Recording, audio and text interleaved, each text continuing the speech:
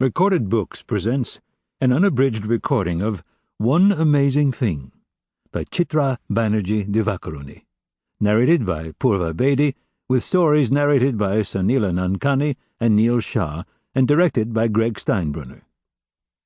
The author opens with two quotes.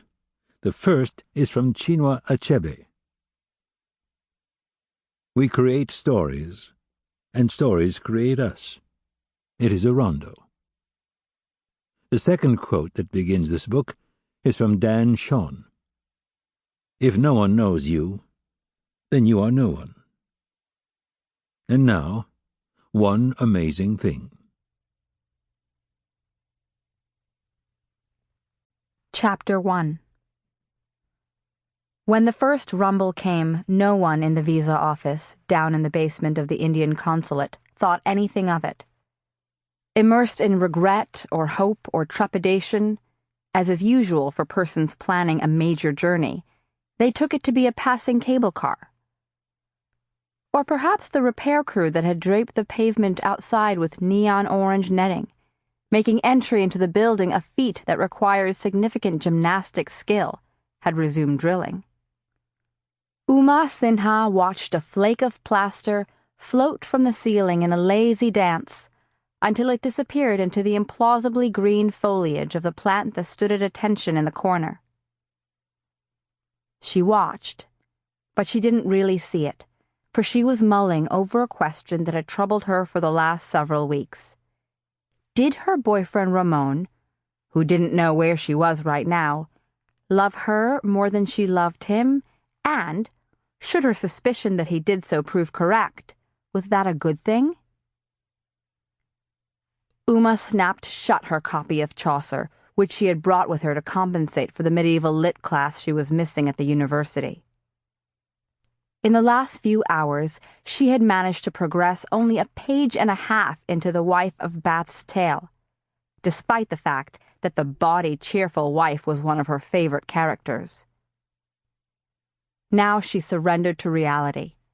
The lobby of the visa office, with all its comings and goings, its calling out of the names of individuals more fortunate than herself, was not a place suited to erudite endeavors. She surrendered with ill grace. It was a belief of hers that people ought to rise above the challenges of circumstance, and glared at the woman stationed behind the glassed-in customer service window. The woman was dressed in a blue sari of an electrifying hue. Her hair was gathered into a tight bun at the nape of her neck, and she wore a daunting red dot in the center of her forehead. She ignored Uma superbly, as people do when faced with those whose abject destinies they control. Uma did not trust this woman. When she had arrived this morning, assured of a 9 a.m. appointment, she found several people swirling around the lobby and more crowding behind who had been similarly assured. When questioned, the woman had shrugged, pointing to the pile upon which Uma was to place her paperwork. Clients, she told Uma, would be called according to the order of arrival for their interview with the visa officer. Here, she nodded reverently toward the office to the side of the lobby. Its closed door bore the name Mr. V.K.S. Mangalam, stenciled in flowery letters on the nubby opaque glass. Craning her neck, Uma saw that there was a second door to the office, a blank wooden slab that opened into the sequestered employees area, the customer service window, and, behind it, desks at which two women sorted piles of official-looking documents into other piles and occasionally stamped them.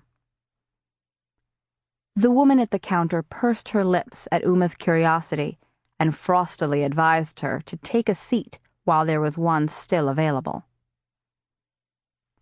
Uma sat. What else could she do? But she resolved to keep an eye on the woman, who looked entirely capable of shuffling the visa applications around out of bored caprice when no one was watching. Now it was 3 p.m. A few minutes earlier, the women at the desks had left on their mid-afternoon break.